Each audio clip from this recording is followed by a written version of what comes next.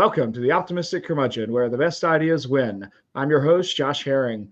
Tonight, we have a very special event. This is our very first presidential debate after party, hosted by the Optimistic Curmudgeon. I'm joined tonight by 5 fabulous friends and guests who have all previously been on the show for their books, their institutions, their viral theology rants, and all kinds of great things. Tonight, these wonderful gentlemen all agreed to do something rather difficult. They all agreed to watch what was certainly one of the most entertaining presidential debates. I don't know how edifying it was as a presidential debate, but it certainly was entertaining. And then they agreed to come on and talk about it. So we're recording and broadcasting tonight on Thursday, June 27, beginning at 11 p.m. So this is a late night broadcast.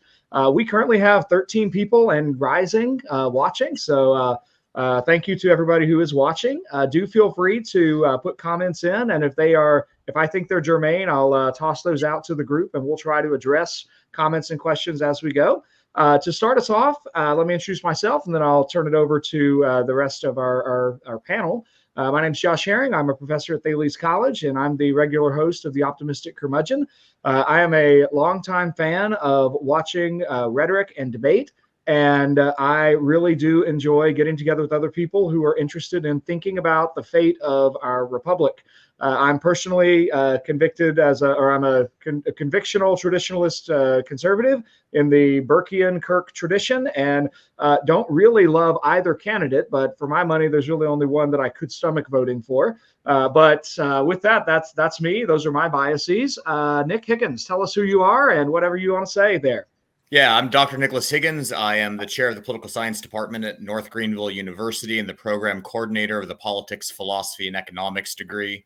I'm a former collegiate debater. I won some awards and things back in the day, and that's many moons ago, though I think our 2 presidential candidates were still pretty old, even those many moons ago. But I enjoy debate. I enjoy a little bit about politics. I also hate watching presidential debates. And so I am here to tell you all about the things that I hate, because I am, in fact, a curmudgeon. Marvelous. With that, let's go over to Mr. Winston Brady.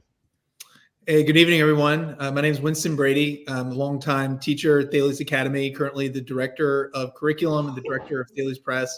I write books and materials and textbooks and design courses at Thales Academy. It's a network of private classical schools in the Raleigh, North Carolina area.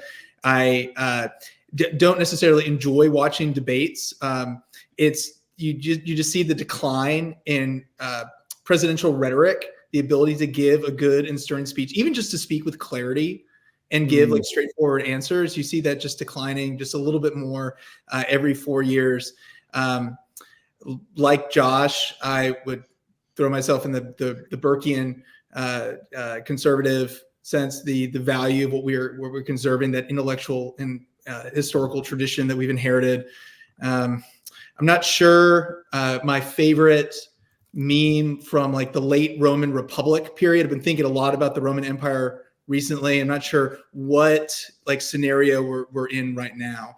None of them really seem to really fit, except maybe Marcus Crassus, just given like how incredibly wealthy that individual was. So, but I'm glad to be here. Thanks for inviting me, Josh. Hey, glad to have you on, Winston. And with that, let's go down south to Pastor Foskey. Yeah, hi, my name is Keith Foskey. I pastor Sovereign Grace Family Church in Jacksonville, Florida, and I'm here because I'm funny.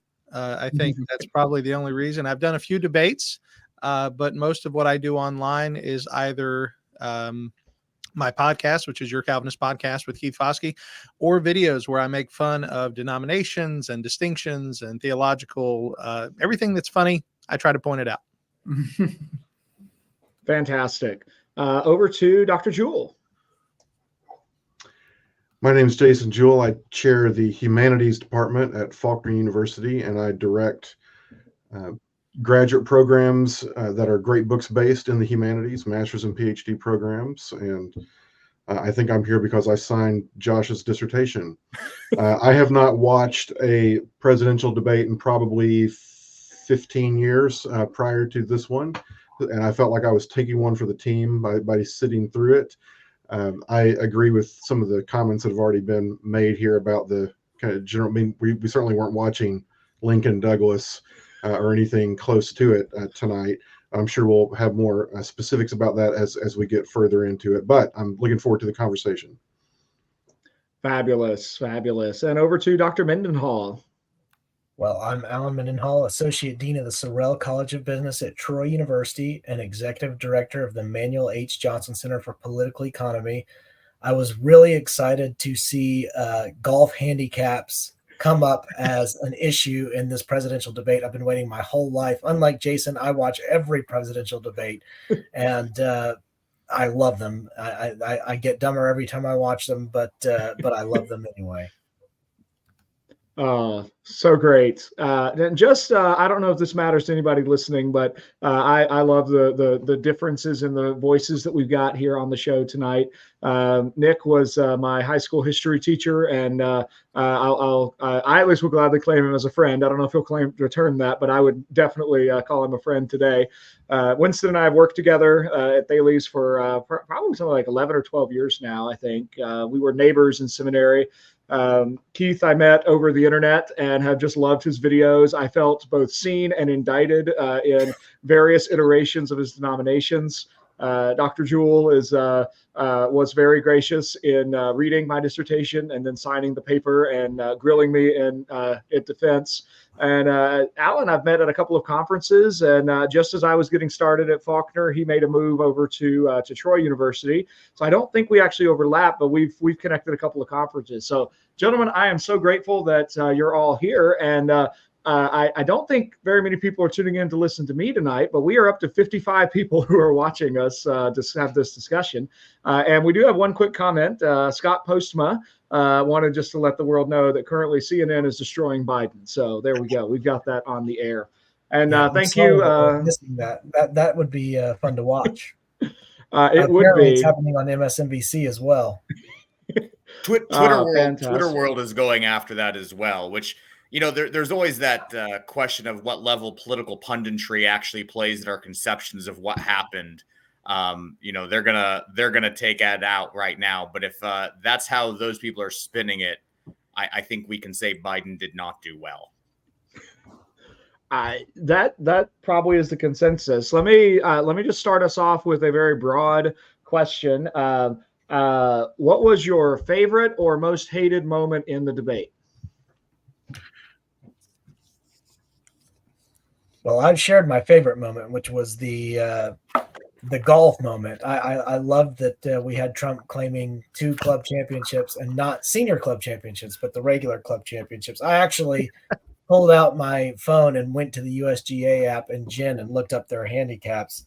And Biden is still in there as a 6.7 with the last score inserted as of July 2018, and Trump's at a 2.5 with the last score inserted June 2021. So clearly I'm fact checking the important things, but you know, I think the bar was set so low for Biden that he didn't have to do much to satisfy his viewers, and he still didn't manage to do it. And it was sort of sad to watch. You could almost see him decomposing through the night. You know, it's fascinating. I was thinking, so I was watching the C-SPAN iteration of this, and they had a communications expert on, and they actually referenced the 1960 debate, kind of the first TV presidential debate. And of course, if you study debates and communication, that one's fascinating for multiple reasons. But one of the main reasons is because depending on how the listener or viewer got the information, their perceptions of who won differed. So the television viewers saw John F. Kennedy looking young and able to stand there, you know, looking tan and everything like that. And then Nixon kind of sweating and everything like that. And so they kind of said it went to Kennedy. I honestly think that this debate would have that similar thing if there was a radio audience that we could compare to. I'm not sure there is such a thing anymore. But if you think about it, you know, just on the presentation, the debate style, clearly Biden, you know, was slow, looking kind of lost at times, getting lost in his words. And yet at other times, he would give very precise lists. He would actually say, I've got 3 points, and they were relevant, related points, and they were specific things. Whereas, Trump would just keep his main talking points going, but never really offered any specific outcome. And so, on a debate perspective, I do wonder how much of this is going to be on the medium in which we're seeing it. But I don't know if there's a good way to compare that, because I don't think anyone actually just listened to the debate. Yeah, in terms of favorite and favorite moment and least favorite moment, I don't know that I actually had one. I thought that the caliber of discussion was pretty low throughout. I had 4 of my sons in the room watching with me, from 19 down to 10 or their ages. And about 3/4 of the way through, my 12-year-old said, "Daddy, this debate is just them saying you're a liar and you're the worst president ever to each other over and over and over again." That really was. Particularly after we got past the 30-minute mark or something like that, almost every exchange devolved into something like that. And so I was pretty disappointed just in the whole tenor of the way the exchanges were going. But I laughed hardest at the golf moment as well. I'm going to echo Jason there, because actually I think Trump summed it up. So if I had to choose a favorite quote, it would actually be this, where he said, "We are debating how terrible his presidency is." And I think you could have put that on either side, and that was just the clearest summary of what was going on. And so I would say Trump summed it up extraordinarily well in that one succinct statement. I concur with that, and I have a second from Trump when he told Biden in the audience, "Let's not act like children." I think that was just for irony's sake. That was probably my favorite moment. That was just hilarious and certainly on point. I think my favorite moment from President Biden was when asked keeping Social Security solvent. I felt like he gave the clearest answer. There was no hesitation whatsoever, but he said immediately, "We're going to make the rich pay their fair share." Just like right out of the gate, like no hesitation whatsoever. And it just seemed to hitting at unwise economic policies and the sort of class warfare that we see popping up like in political discourse all the time. Like, let's just make sure that the rich people, stop avoiding their fair share. It seems to be the same sort of like a kind of politics of resentment, bringing that on. I want to go back to something Nick brought up a minute ago with the idea of the visual effect of watching this. Because I was struck by, I attempted to take notes, which might have been kind of silly. I still can't quite get away from treating this thing like it's as if it's pretending to be a real debate. And I wanted to flow the debate, and that's of course impossible with the presidential debate where everyone's just fishing for a soundbite. I tried, but it was really the appearance as they each entered the stage, and I thought it was interesting. I don't remember previous presidential debates necessarily starting on time. This one started promptly at 9:02, and Biden entered first, and he just, my first note on my sheet of paper is a walking corpse. He looks like he is a dead man walking. And I don't mean that in an evil, disrespectful, like I want him to die way. I just literally he looks like he needs to be in a bed somewhere. And then Trump comes on, and he's sort of just like, all I can think of is he's like hulking his way over to where he's going to stand. And I thought the visual appearance of each of them was very interesting. So that just in comparison, especially to the Kennedy debate, because my understanding is that when polled, the folks who were watching it definitely thought that Jack Kennedy won that debate because he looked so healthy, even though that was really the effect of a drug he was taking. But the appearance, so I wonder to what extent watching this debate actually turned voters off from Biden, because he just did not physically look great throughout the whole debate. Yeah, Josh, the only detail you left out is when Biden walked out, he looked at an audience that wasn't there and said, "Folks, how are you?" Did he really? I totally missed that. He sure did. Every once in a while, CNN would pan away, at least on my screen. It was split between Trump and Biden. And if Trump was talking, Biden would normally be making either like a confused face, an upset face, some sort of worried face. And if the face got too worried, concerned, just memeable, they shifted entirely to Trump, as if they were kind of playing into this. Like, let's not make the president of the United States look so bad on national television. Yeah, you could tell the cameraman was at least trying to save some face there. You could, I mean, there was really, I actually took pictures with my phone because I'm going to be making memes all day tomorrow. And so I was like literally holding my phone up to the screen, and the looks that that Biden would give. I've never seen an 80, is he 82? He's 82. Yeah. I've never seen an 82-year-old who looked like they wanted to fight more than Joe Biden looked like he wanted to fight Donald Trump. I mean, I used to work at a middle school. I was a substitute teacher at a middle school. I've seen the look. I've seen the I'm fixing to punch you look. I've had to step between young boys. That's what it looked like. Looked like that I'm fixing to punch you in the head. But I didn't get to give my thing from earlier. My funniest thing. My funniest thing was when Biden tried to say malfeasance, but it came out as mouth Jesus. That's what I'm pretty sure that's.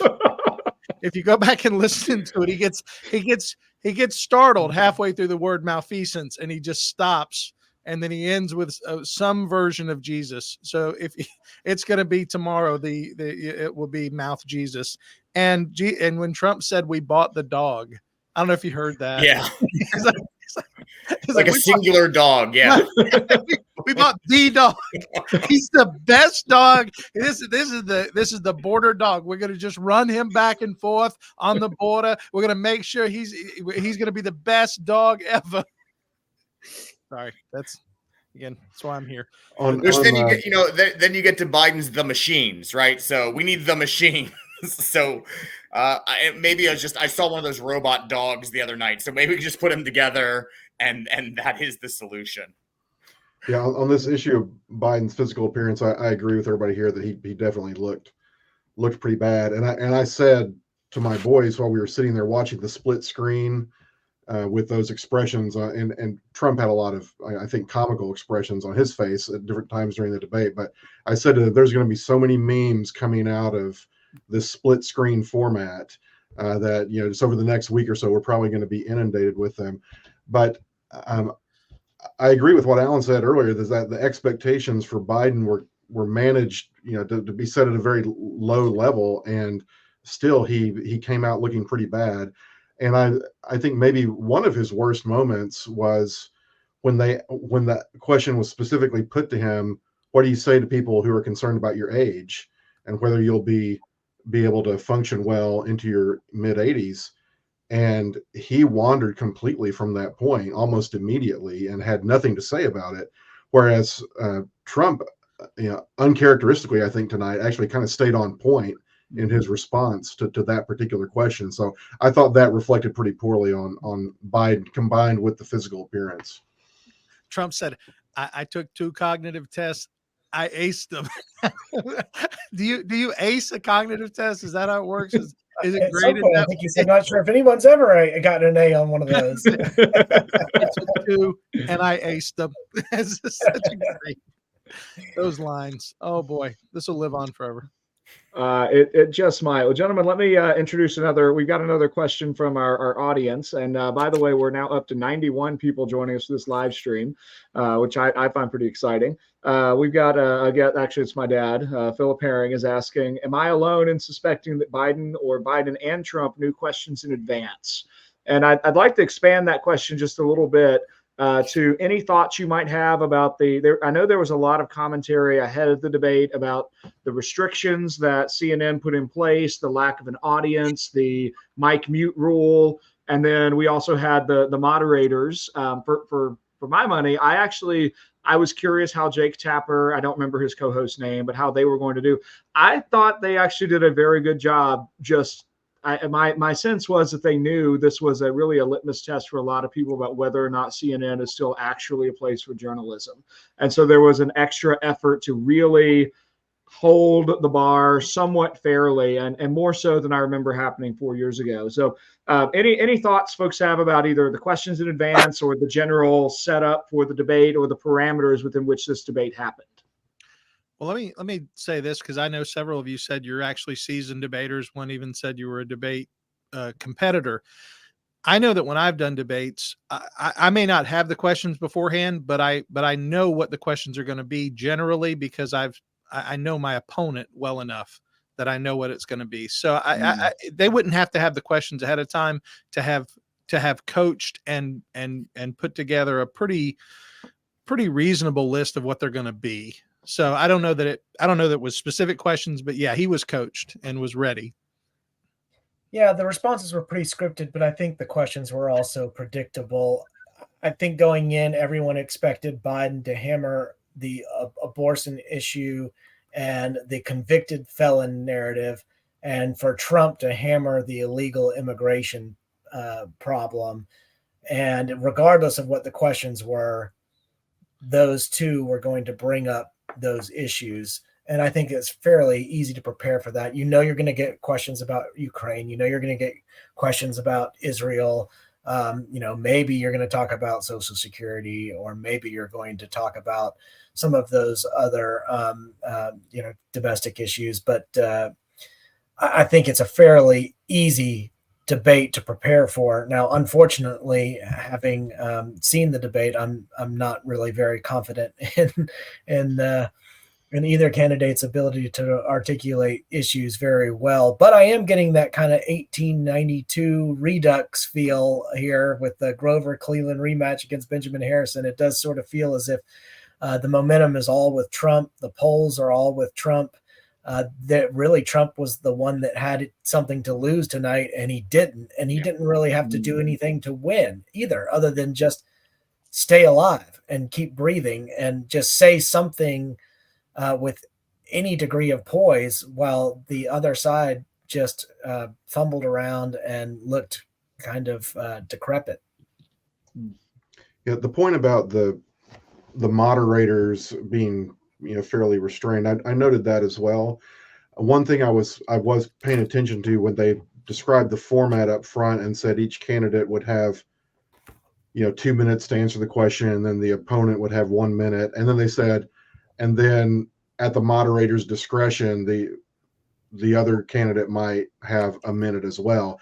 I did notice that Biden got that extra minute many more times than Trump did from the moderator. So I did see there was a little bit of that going on, but it wasn't egregious. I thought that the moderation of the debate was decent. They were cutting them off when they ran over time, all of that. And I think those conditions that they set up were clearly meant to favor Biden. No studio audience. Trump plays off of an audience, a live audience, very well. The commercial breaks they had scripted, so I think so that Biden could kind of regroup. All that kind of stuff was insisted on by the Biden team. That's my understanding. But Trump agreed to all of that, so those were the rules, and I think they followed the script fairly well, and as far as that goes. Yeah, I'll just speak a little bit on some of that. And I agree, although I didn't put in my notes about 2 or 3 times where I think the moderators lost the mic control, that they weren't shutting people off like they said they would. And I was expecting kind of like a hard and fast, your 2 minutes are up, mic's getting shut, but they would let it go a little bit. They'd let some play going back and forth. And so, to me, if it's like parenting. If you're going to lay down the law and say this is what it's going to be, and then you start being lax immediately, it starts to get into more chaos. And I think you saw that as it went on, that, the language went down, the amount of back and forth went up, the amount of attacks went down. And one of the things where, as a debater, that I was disappointed in the moderators, and I think they did a decent job of not inserting themselves, which is good, but I think they did a terrible job of trying to keep people on point. It was so often that they would ask a question, and particularly Trump would just go back to whatever his talking point was and not answer the question. And occasionally They might say, well, Mr. Trump, the question was, and they'd ask it a second time, and he would go on to his next thing. And I think a good moderator at the second time would say, well, if you're not going to answer the question, your time is up, and move on. The only time that you saw that was, I think, at the CNN's interest was at the last minute when Dana Bash kept pushing on the will you accept the results, right? Mm-hmm. And that was the question that they kept coming back to try to make him answer that he kept avoiding. But what's interesting is he had done that a lot throughout the debate. And so it became so obvious that the moderators were pushing so hard because they hadn't kept that control earlier on. Yeah, if I could respond briefly to that, and I think Nick is right in what he's saying. I thought that them allowing the candidates to speak without answering the question was not as bad a thing because they had the question posted on the screen. So anybody watching could immediately see the guy is not answering the question. And I think that they were kind of giving the candidates rope to hang themselves with in that respect. And I think that's all. Go ahead, Winston.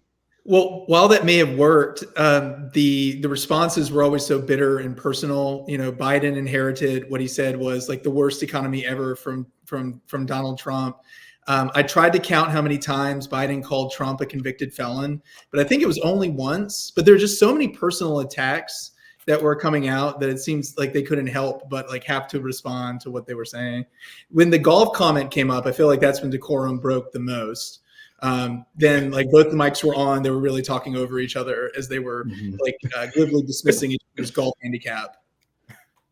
So for as long as the Republic will endure, we will remember the handicap of President Joe Biden.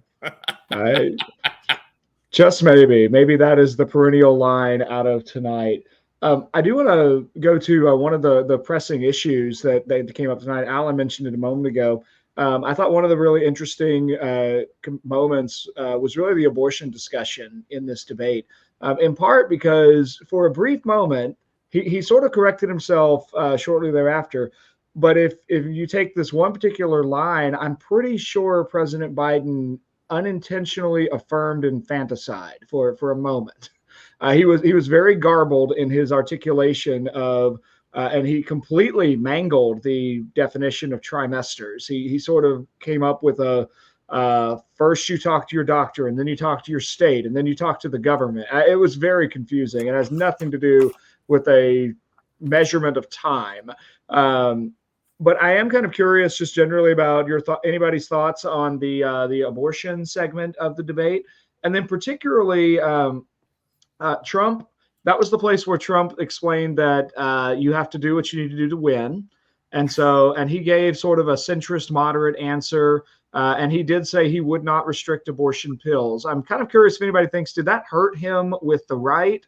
Or is the abortion pill access, is that not really was his position on that acceptable to the conservative right or just to the political right today?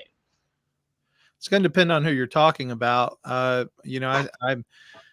would consider myself an abolitionist, and on the abolitionist side, that's not going to fly. People in that position are not going to fly. The idea that it's okay, and the phrase "I'm going to do what I got to do to win," or you said it better. What did he actually say? You got to win the election.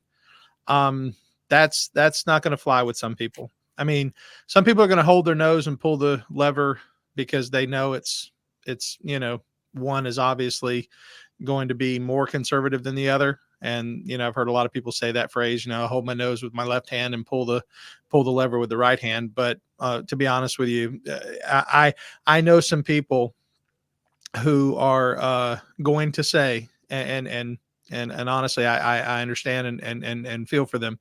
I know some people are going to say that they cannot vote for him because he's going to continue to support abortion, even though it's only in the first trimester or whatever. That's not going to be acceptable for many people. Yeah, so this is going to be weird to say because I don't want this to be recorded and sent out as a meme. I'm going to defend Biden's answer very briefly because though you're right, he did not articulate it well.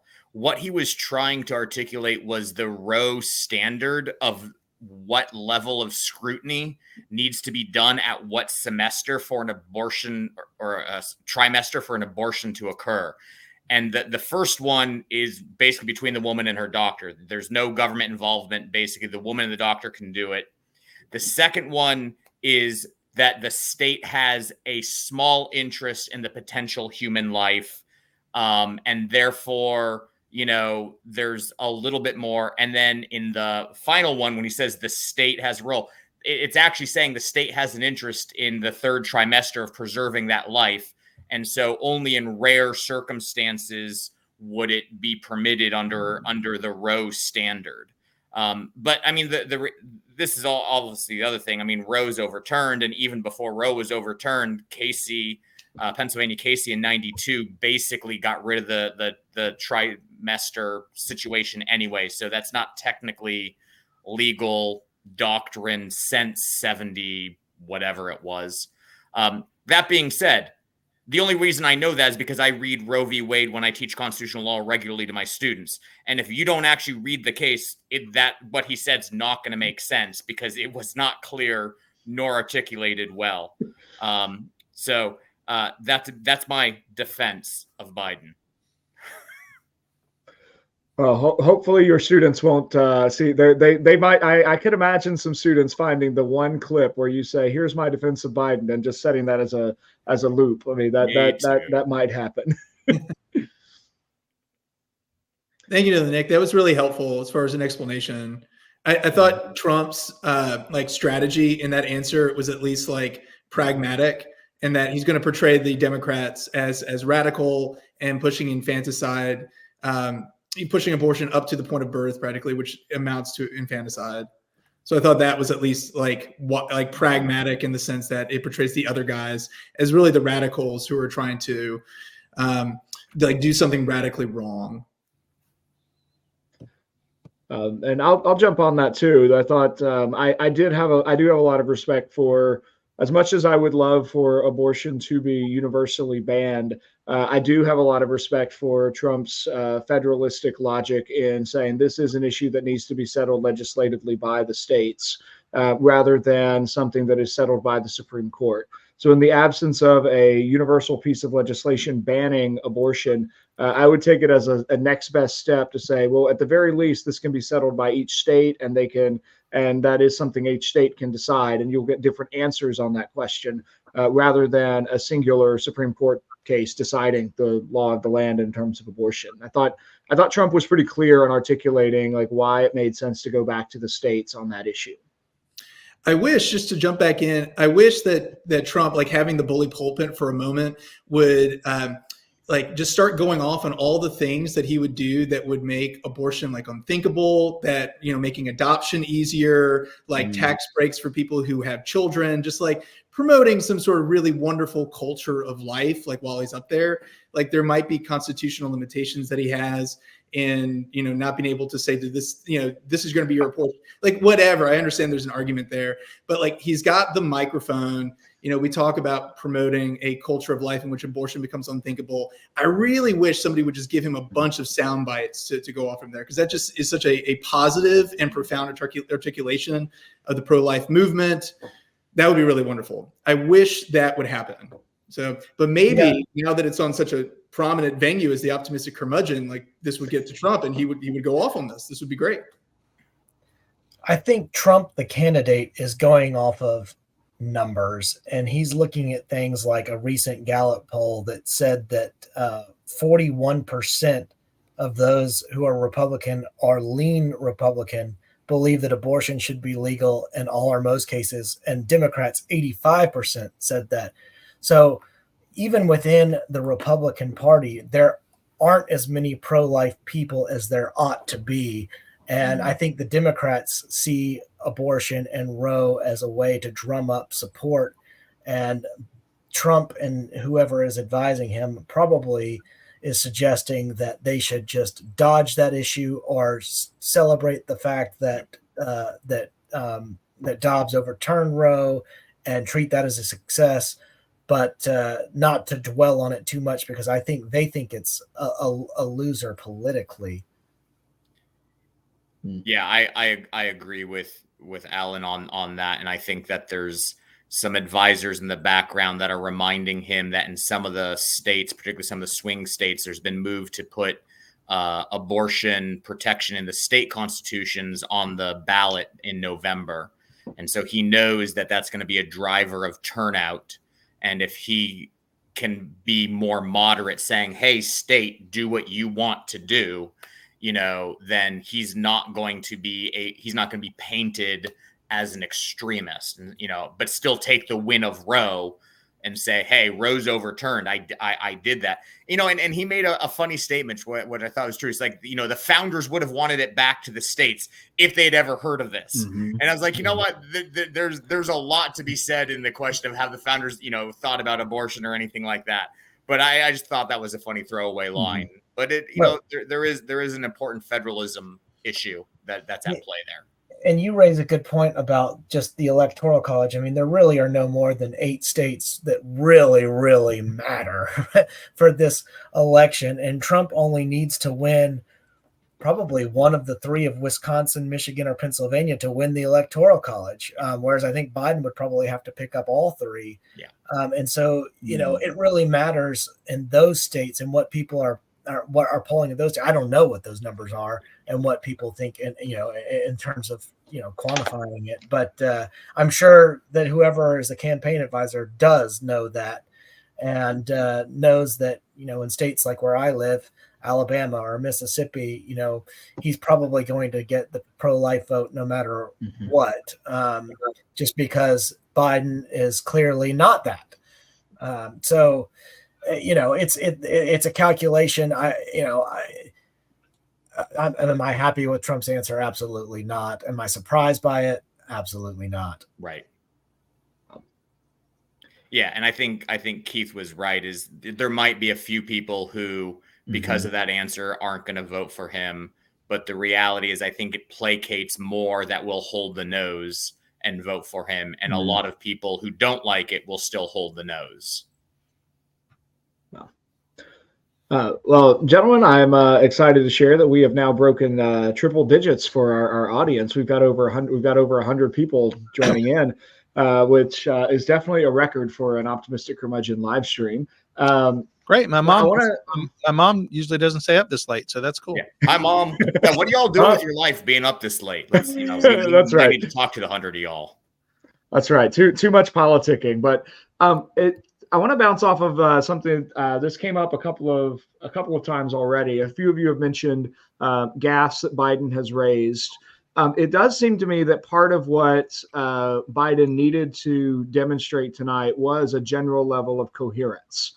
Nick did a great job a moment ago, kind of laying out what Biden was trying to say. But the truth is, Biden didn't say that. He said a bunch of different things. So I am kind of curious about y'all's thoughts about. To what extent was Biden coherent tonight? Were there any places where it just really stood out to you? It was like there's a real lack of clarity and communication here. Well, there was one point where Trump said, I don't know what he said, and I don't think he does either. And that was a great jab. He's like, I don't know what that last sentence was, and I don't think he does either, which is proof that it was just nonsense. Yeah. And that was pretty early in the debate too. Mm-hmm. I thought that every time Biden responded, I could understand, pick up maybe 85% of his meaning, but I never felt like I really got what he was trying to convey. And that was just a persistent thing throughout the debate. And if my experience there was representative, I think that's going to reflect really poorly on him in the polls afterwards. Did anybody think that Trump? Oh, go ahead. No, I was just gonna say the one time that I thought he was most coherent, I think, was on the Russia-Ukraine question. He came out with 3 very specific points that made sense, answered the question and were good. And at that moment, I put in my notes, is he on the uptick? Right? Maybe this is the moment where coherence will take over, but it was a flash in the pan, and he tried it other times. And again, maybe 80% made sense.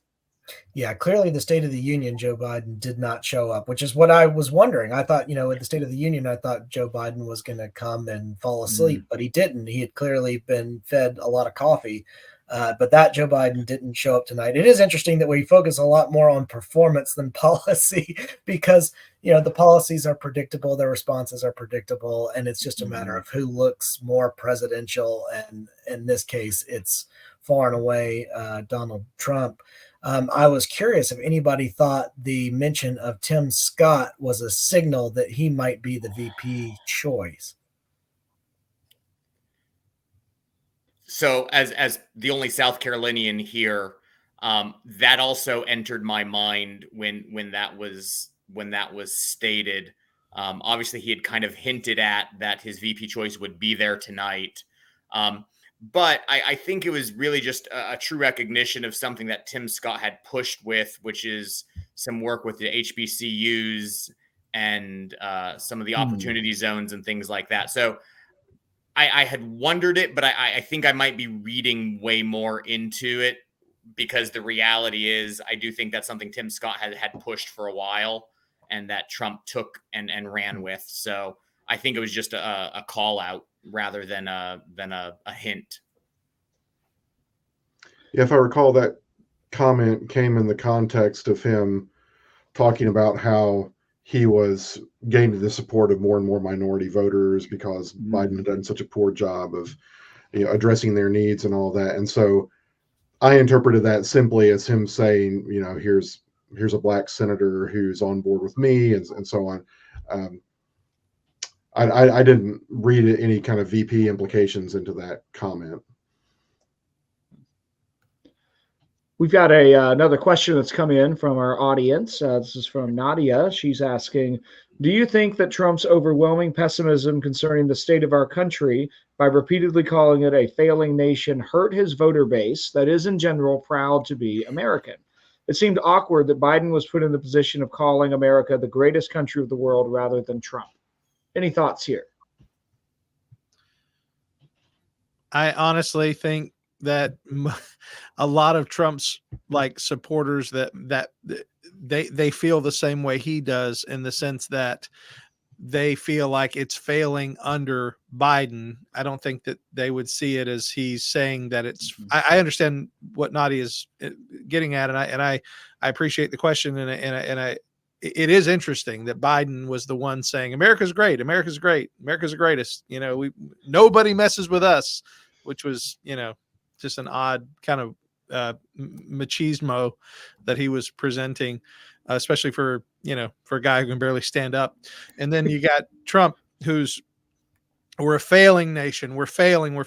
But he's trying to make the point that we're failing under Biden. That's his argument. And we weren't up until, according to him, we weren't up until, I left office. And if I come back, I can get us back to, that. So I think it's a presentation of where we are, not what we are.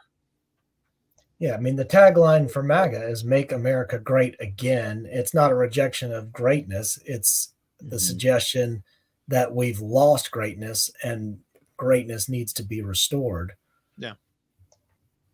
Yeah, I resonated a lot with I resonate with the particular Trump's focus on a really downturn in the economy in the last 4 years. And Biden's assertion that we have the greatest economy ever just does not fit my grocery bill. Like, my dollar does not go nearly as far in the Biden economy as it did in the Trump economy. And I know that's a singular data point that's not necessarily representative, but I do think it left me thinking Trump is the realist, and I'm more interested in the realist than someone who is falsely positive and just falsely patriotic while ignoring the reality that people are living under. Yeah, and the number that they gave, where they said it was $100 4 years ago, and now it's $120. My left foot, that is not the case. It has not gone up $20. My wife orders from Walmart ever since COVID. We have 6 kids, so it's easier for us not to have to go into the Walmart. So we order and pick up from the store, and we can demonstrate from our orders the very same amount of food that we bought 4 years ago is now almost doubled. And the idea that it went up $20 is just that's kooky talk, as Kramer would say.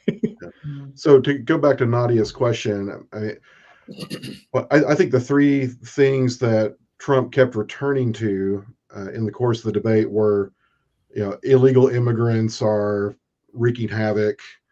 And then another point was inflation is Biden's fault and it's wreaking havoc on everybody's household finances. And then the third one would be we've become a laughing stock on the world stage, and Biden blew the Afghanistan withdrawal, and Ukraine never would have been invaded if I had been president. I mean, that kind of thing he came back to repeatedly. And so all those kind of tie into this we're failing narrative that we heard from him. But as you said a moment ago, it's all because of Biden, and I'll get us back on track. So I remember back in 2016 when Trump had similar kinds of rhetoric, and all the news coverage of that. So, Trump's dark vision and this and that. I mean, they all used very similar rhetoric to describe the tenor of his comments and his arguing, but that seemed to resonate with a large portion of the American public, and I tend to think that the kinds of things he was saying tonight might as well. Yeah, I agree that it's going to resonate. Of course, one of the aspects is what's his solution to get us back. And one of the things he said, Biden didn't remove my Chinese tariffs. And Biden tried to hit him on the tariff issue. So I'd be curious, particularly for Alan, at the business school, if you just wanted to talk a little bit about some of the issues on, what are the tariff things?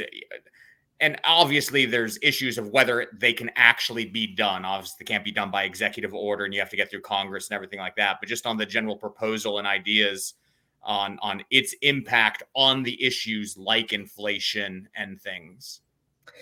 Well, I'm actually a free trade guy. I believe that countries have comparative advantage, and that free trade allows them to specialize in producing the goods that they can produce most efficiently, and that would lead to greater resource allocation. I believe that peace and cooperation are enabled through trade, that cultural exchange occurs through trade, that you can diversify markets through trade, and in general, it's that trade is not a zero-sum thing. It's something in which both sides can benefit. And when you're talking about trade, there are also distinctions to be made. Are you talking about individuals and businesses trading? Or are you talking about nations and governments trading? And in general, I think we need to facilitate exchange as much as possible. Does that mean that there are other actors that don't play by the same rules? For example, China.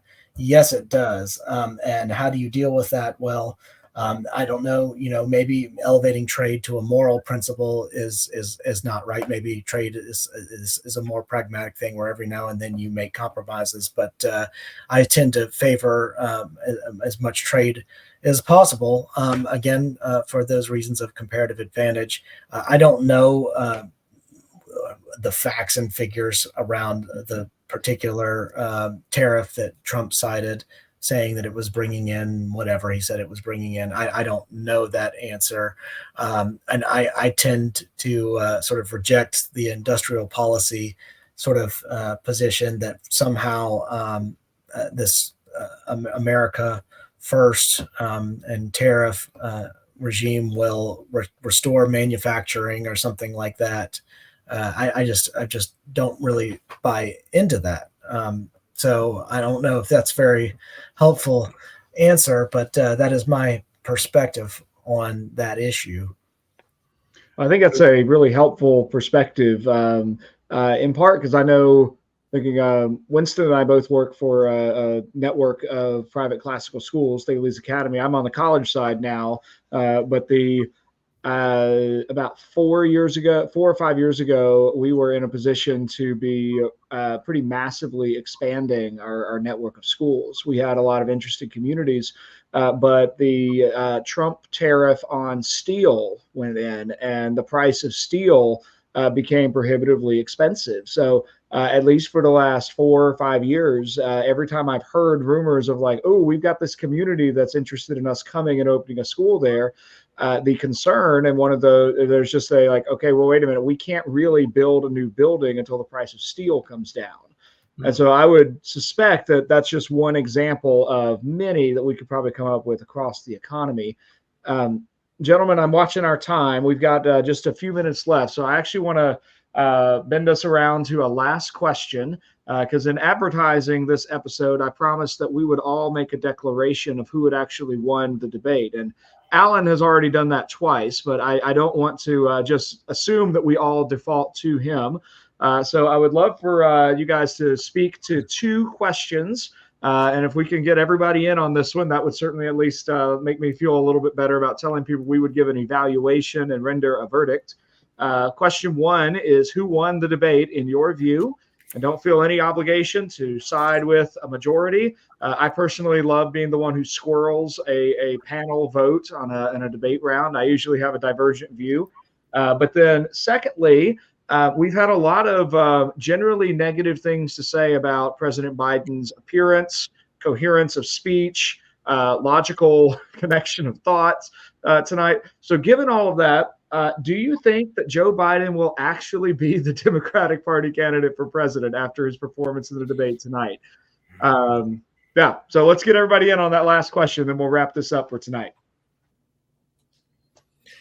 It's hard to say whether either one of them actually won the debate, because I feel like you have to have a standard by which you're judging either candidate, and that they're contributing answers that are, I mean, not even just factually correct, but like clear, that are logically coherent, as you just said, that they don't skirt around the actual question that's being asked, and they don't start tossing like ad hominem attacks against each other. It may be fair to think about like the goals that either one of them had going into the debate. So like Biden wanting to appear like mentally competent and fit for the job, and Trump, I think, maybe holding himself back, that he doesn't sound so mean and just, ganging up on this, kind, confused, elderly man standing to his left. In that case, I would say Trump won the debate. But there were definitely some moments where he did not hold himself back. Like he took some like personal jabs that I think are going to cost him those independent voters that he's still trying to win over. So, but as far as like who's the person that showed up and seemed like they had the most presidential like demeanor, I would say it's Trump, like far and away. Yeah, I would say that that Trump won the image competition, if not the debate. I mean, I don't know that there was much of a debate to be won or lost there, but the image competition, Trump won. So, yeah, I agree. I think Winston would lay it out. If I were scoring this as a debater or when I coach debate and judge debate, I would probably give it to Biden barely, just because he actually tried to answer questions, though, again, not always coherently. And he actually occasionally had points with evidences that were there. But that's not really what I think most people are thinking of when they ask who won the debate. I think they're asking, who had a goal, got there, and achieved their goal. And I think, like they just said, the appearances, I think appearances are there. I think Trump won that. To the last question on to replace Biden, I don't know. That's actually practically really hard because of the way that delegates are allocated to the Democratic convention, that most of them are pledged for multiple rounds to Biden, and they have to vote for who they're pledged for. So there would have to be some really unique way, or Biden would have to withdraw.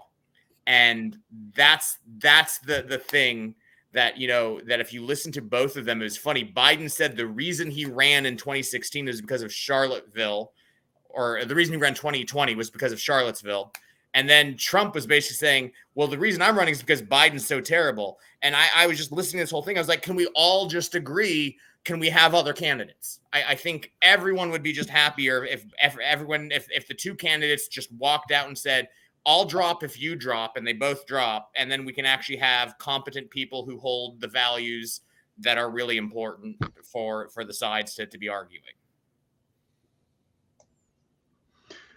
Yeah, I'm in agreement with these guys in terms of scoring the debate. I don't think either one really stood out as being superior there, but that Trump clearly achieved his goals coming into the evening more than Biden did, both with just the projecting the image of competence and then also bringing his answers to questions, bringing them back to those three things that I mentioned earlier, those things that he kept hammering Biden on, which I think Biden is weak on. I agree with Nick about the situation with the delegates, that the Democratic delegates are committed to vote for Biden, so they can't really, they'd have to change the rules somehow, which would be that could be a public relations disaster, I think, if it's perceived as some kind of coup by the DNC or whoever to try to get Biden out of the way. So the key would be, can the handlers persuade Biden to step down? And based on the after debate coverage, where the left is already hammering him, maybe there's going to be pressure on him to do that. I don't know. But I would say probably at least a 60-40 chance he's still the nominee in a few months. I just can't believe out of 300 million Americans, these are the two best we got. They just can't. It just doesn't fit my brain at all that we're even having to decide between these two knuckleheads. I mean, it is what it is, guys. We all saw it. We saw one guy who could barely. It was like Weekend at Bernie's, right? Meets the guy from Idiocracy, right? The president of America. This is. Yeah, I mean, Trump did better, but that's it wasn't that hard to do better. And I'm just sad that this is it. And I unfortunately am very pessimistic about the idea that they're going to replace Biden. I don't know why, but I think they like having him there because he's not a decision maker, because he's not throwing his weight around. He's somebody that can be handled, and he does have a handler. I mean, whether it's, his security service or his wife or whoever it is leading him up to the podium and leading him down, they're not having answered to this guy because he's only wondering where his next pudding pop's coming from. So they just don't care. Right. Oh, I think I offended one of our brothers. He had to leave. I offended you. I will leave. So anyway, I do want to say we got a guy on here who's been the whole time, Scott Postma. Do you guys know him? Uh-huh. Okay. Yeah, he's another Faulkner guy. And Scott, if you're still watching, and I hope you still are, I need to get you on the show, and then you'll be in the running. I sent this out as an invite to everybody who have previously been on, I guess, on my show. So you've been an incredibly faithful commenter on this episode. So we definitely need to get you in. If we do maybe we can do another one of these on someday in the future, or someday when we get to election night or something. I don't know. We'll have to get Scott in. I want to mention something that he said earlier, and I think he's right. The best quote of the night was Biden. I will give him the win on best quote, not winning of the debate, but when he said that Trump had the morals of an alley cat, that is such a 50s burn. I mean, that is a guy who lived through the 50s, and he knows how to burn somebody with that type of word. So, my friend, I tip my hat to Biden for that. You had the morals of an alley cat. Where does that phrase originate, though? Because I have also said that about Trump having the morals of an alley cat. So, where does this phrase originate? I don't know, but it fits. Obviously, before we go down the tempting rabbit hole of the etymology of this phrase, I'm just going to jump in because I promised at the beginning that we would cut this promptly at midnight. And gentlemen, we are almost at midnight. So since we have 112 people tuning in live, I just want to invite anybody who has enjoyed our conversation tonight to find The Optimistic Curmudgeon as a podcast, as a YouTube show. You can find us on Apple Podcast, on Spotify, on YouTube. I tend to post links to all new episodes on Facebook, LinkedIn, and X. So you can find us. You can. All of my guests tonight have episodes on a wide variety of topics. One of my goals in this particular show is to find intellectual conservatives who have really good ideas and then have hopefully interesting conversations with them. So that's really the goal. And so far, this has been a really fun show and a great conversation. So again, for anybody who is listening here at the end, my name is Josh Herring. I am the regular host for The Optimistic Curmudgeon, and we've been discussing the 2024 presidential debate on June 28th between June 27th when we started. It's now June 28th as we're ending. Current presidents Joe Biden and former President Donald J. Trump, by a unanimous vote of 5-0 on the merits of the debate. We have a win for Donald Trump. We have 2 sympathy votes for Biden on different criteria, but no one was willing to say that Biden actually won on either image or the debate itself.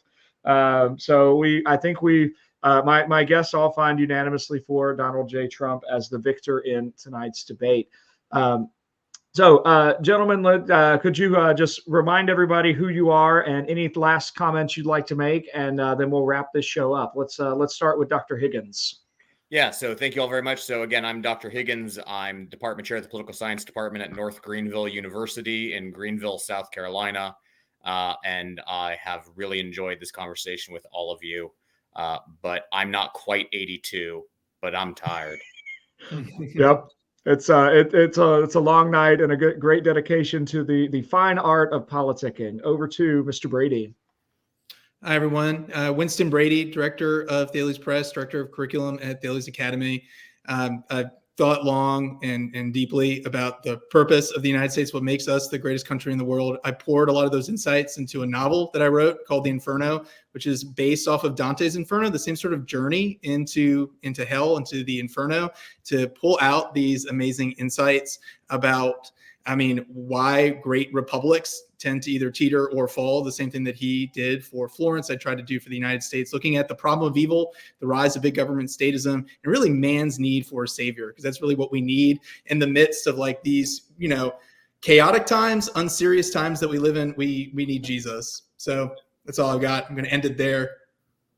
Thank you, sir. Over to Dr. Mendenhall. Thanks. I'm Alan Mendenhall, again, Associate Dean of the Sorrell College of Business at Troy University, Executive Director of the Manuel H. Johnson Center. Thank you for hosting this. This was a great idea. I'll be sitting right here doing this again in about 5 or 6 hours for Newsmax. So I'm debating how much I really am going to want to sleep, because it's a slightly different topic and one I've got to bone up on a little bit. So. Marvelous. Well, Alan, so glad you were willing to step out and do this with us. Over to Pastor Foskey. Yeah, Keith Foskey, pastor of Sovereign Grace Family Church. If you're in the Jacksonville, Florida area, come visit us. And you can find us on the web at sgfcjax.org. Or if you want to find me and my videos and stuff, you can just find me at keithfoskey.com. We think everybody here said Trump won the debate, but we know who the loser was. America. All right. I'm done. Excellent. And over to the good Dr. Jewell. And my name is Jason Jewell. I chair the Department of Humanities at Faulkner University, where we have graduate online programs in the humanities that are based on the great books of Western civilization. Josh Herring is a product of our PhD program. We're very proud of him. You can also find my work at my Substack, which is called The Lifelong Learner. That's at Jason Jewell with 2 L's. .substack.com. Hope to see some of you there. And my name is Josh Herring. I'm the professor of classical education for Thales College. I love having good conversations with people, and podcasting has been a great way to do that. So the show is The Optimistic Curmudgeon. And again, you can find us all over the internet. Please do check out the show. Find my guest episodes. They all have really good, important things to say that you need in order to flourish in the world today. So until next time, love the good, seek the true, and enjoy the beautiful.